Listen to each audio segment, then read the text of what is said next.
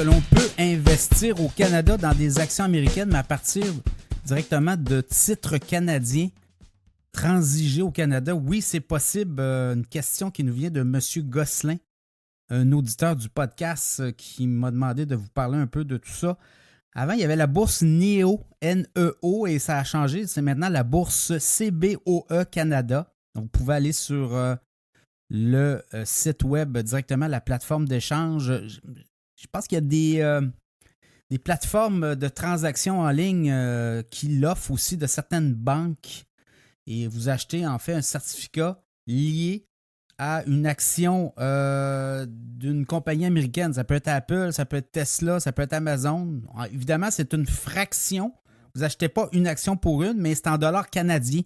Donc, ça vous protège aussi des fluctuations du dollar canadien par rapport au dollar américain parce qu'on le sait que c'est sur certaines plateformes de transactions de valeurs mobilières, il faut être en US, puis quand on est en canadien, bien, selon le taux de change, on peut perdre beaucoup.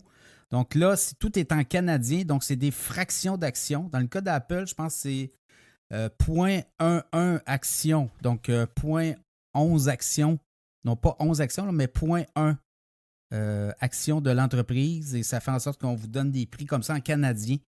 Et vous pouvez transiger directement sur ce parquet-là.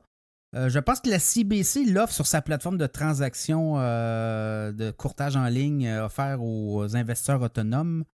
Et vous avez des frais de transaction qui sont très limités. Là, je pense que c'est 0,5 %, tout dépendant.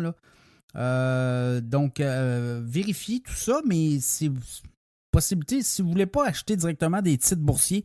Personnellement, moi, je suis en US, là, mes comptes de transaction sont en US, donc j'en ai plusieurs comptes. J'en ai dans les REER, on en a dans le CELI, on a aussi dans un CRI. Donc, tout dépendant là, comment vous voulez. Dans le comptant aussi, l'argent comptant, donc compte comptant. Donc, évidemment, quand vous êtes en US, ben, vous n'avez pas de frais de transaction par rapport à la devise canadienne et ça va rondement aussi. Donc, il y a moins de possibilité là, de payer des frais importants de taux de change. Évidemment, ça, il faut surveiller ça, les plateformes de transaction en ligne.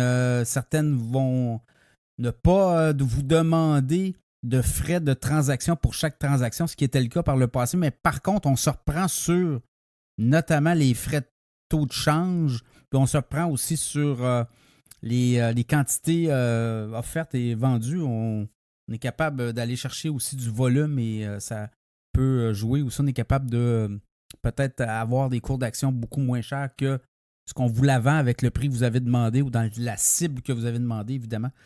Donc, dans ce contexte-là, ben, c'est possible de le faire pour acheter des actions américaines au Canada en canadien.